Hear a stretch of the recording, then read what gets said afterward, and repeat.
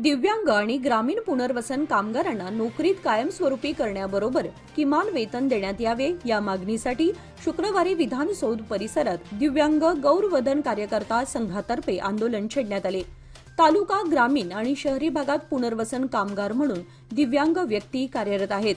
त्यांना तुटपुंज्या मानधनावर काम करावं लागतं, त्यामुळे दैनंदिन जीवनात अडचणी येऊ लागल्या आहेत। मागील 15 वर्षांपासून विविध ठिकाणी दिव्यांग कार्यरत आहेत, मात्र या दिव्यांगांच्या कल्याणासाठी सरकारकडून कोणत्या सुविधा पुरवल्या जात नाहीत। राज्य सरकारने 7वा वेतन आयोग लागू करून सरकारी कर्मचाऱ्यांच्या वेतनात वाढ केली आहे, मात्र ग्रामपंचायत, वाचनालय, माहिती केंद्र, ग्रंथालय आदी ठिकाणी कार्यरत असलेल्यांच्या मानधनात वाढ झाली आहे। मात्र विविध ठिकाणी पुनर्वसन केलेल्या दिव्यांगांकडे शासनाचे दुर्लक्ष झाले आहे। अशांना सेवेमध्ये कायम करून किमान वेतन लागू करावे अशी मागणी करण्यात आली आहे। अनेक दिवसांपासून माध्यम प्रतिनिधींच्या मागणीनुसार बेळगावात सुसज्ज प्रेस हाऊस बांधण्यात येणार आहे, असे सार्वजनिक बांधकाम विभाग तथा जिल्हा पालकमंत्री सतीश जारकीहोळी यांनी सांगितले। ते आज शुक्रवारी दिनांक 12 डिसेंबर रोजी येथील विश्वेश्वरय्या नगरमध्ये पत्रकार भवन आणि उद्यान विभाग कार्यालयाच्या इमारतींच्या पायाभरणी प्रसंगी बोलत होते। यावेळी ते म्हणाले की प्रेस हाऊसच्या बांधकामासाठी आवश्यक जागा उपलब्ध झाल्यामुळे पत्रकारांची अनेक दिवसांची मागणी आता पूर्ण झाली आहे। यातून बेळगाव विकासाच्या वाटेकडे वाटचाल करेल, असे ते म्हणाले। या प्रसंगी बेळगाव उत्तरचे आमदार आसिफ सेठ, उद्यान विभागाचे सचिव डॉक्टर श्यामला इक्बाल, उद्यान विभागाचे संचालक DS रमेश, महापौर सविता कांबळे, जिल्हाधिकारी मोहम्मद रोशन, जिल्हा पोलीस अधीक्षक डॉक्टर भीमाशंकर गुळेद आदी उपस्थित होते। या कार्यक्रमाला बेळगाव येथील बहुसंख्य पत्रकार उपस्थित होते। सरकारने कर्नाटक राज्य मार्ग परिवहन महामंडळाला द्यावयाची एकूण 5,492 कोटी रुपये थकबाकी आहे। 31 डिसेंबर अखेर जर अनुदान मंजूर करण्यात आलं नाही तर 31 डिसेंबर पासून संपावर जाण्याचा इशारा परिवहन कर्मचाऱ्यांनी सरकारला दिलाय। परिवहनच्या 6 विभागांमध्ये एकूण 1,07,000 कायम कर्मचारी आहेत। नवे सरकार सत्तेवर आल्यानंतर वेतन वगळता इतर सर्व सवलती बंद करण्यात आल्या आहेत।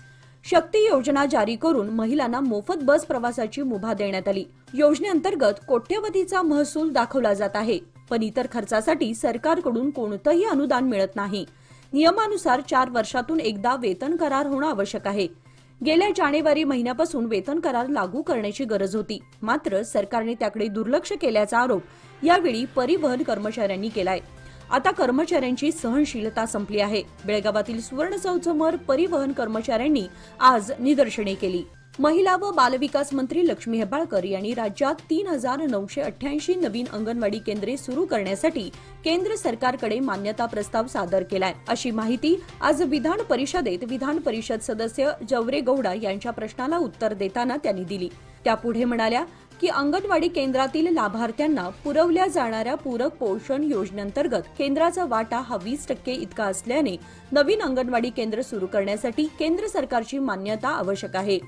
अंगणवाडी सेविका आणि मदतनीस यांना मानधन देण्यासाठी प्रशासकीय खर्चांतर्गत अनुदान वाटपात केंद्र सरकारचाही वाटा हा महत्त्वाचा असतो।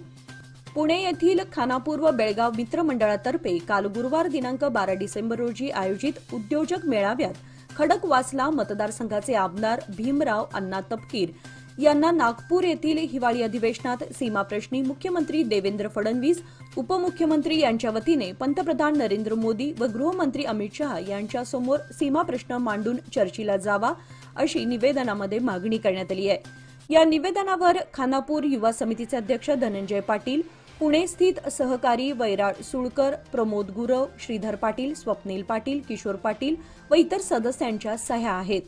महाराष्ट्र एकीकरण समितीचे युवा नेते शुभम शेळके व युवा समिती अध्यक्ष धनंजय पाटील यांची भीमराव अण्णा तपकीर यांच्याशी सीमाप्रश्नी फोनवर चर्चाही झाली। प्रसंगी आमदारांनी सीमाप्रश्नी लक्ष देण्याचे आश्वासन दिले। यासाठी खानापूर मित्र मंडळाचे संस्थापक पीटर डिसोजा, विद्यमान अध्यक्ष विजय पाटील, बेळगाव फाउंडेशनचे अध्यक्ष दत्ताराम भेकणे व इतर सदस्यांचे सहकार्य लाभले। बेळगाव कपिलेश्वर कॉलनी येथील गजाननराव भातकांडे इंग्लिश मीडियम शाळेसमोरील रस्त्यावर अवजड वाहनांची वाहतूक सुरू आहे। या मार्गावरून पुढे जाणारी वाहने अत्यंत वेगात धावत असल्याने शाळेतील मुलांना याचा धोका निर्माण झालाय। नवीन महात्मा फुले रस्ता बंद झाल्याने या मार्गावरून अवजड वाहनांची वर्दळ खूपच वाढली आहे। तसेच वाहनांच्या आवाजामुळे विद्यार्थ्यांचं शैक्षणिक नुकसानही होत आहे। या मार्गावरून जाणारी वाहतूक इतर ठिकाणी वळवण्यात यावी, अन्यथा रहदारी पोलिसांसह शाळेसमोरील रस्त्यावर स्पीड ब्रेकर्स बसवण्यात यावेत, अशी मागणी शाळेच्या वतीने महापौर सविता कांबळे यांना निवेदन देऊन करण्यात आली.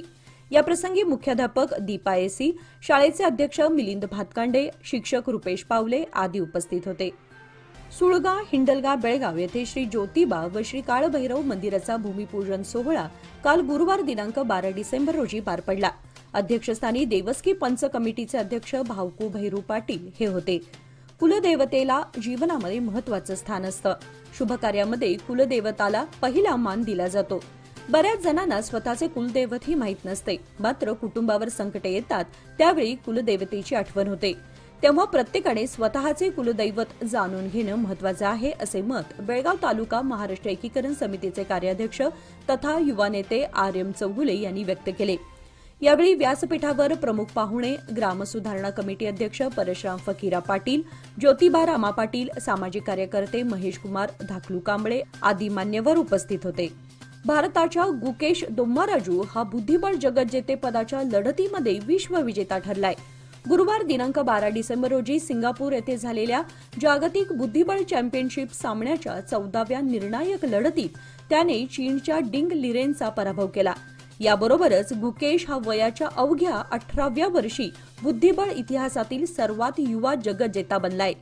याआधी विश्वनाथ आनंदने भारताकडून विश्वविजेतेपदाचा बहुमान पटकावला होता. गुकेशने या गॅरी कास्पोरोव याचा विक्रमही मोडला असून गुकेशची कामगिरी ही भारतीयांसाठी अभिमानास्पद ठरली आहे. ही स्पर्धा जिंकताच तो क्षण गुकेशसाठी भावुक करणारा होता.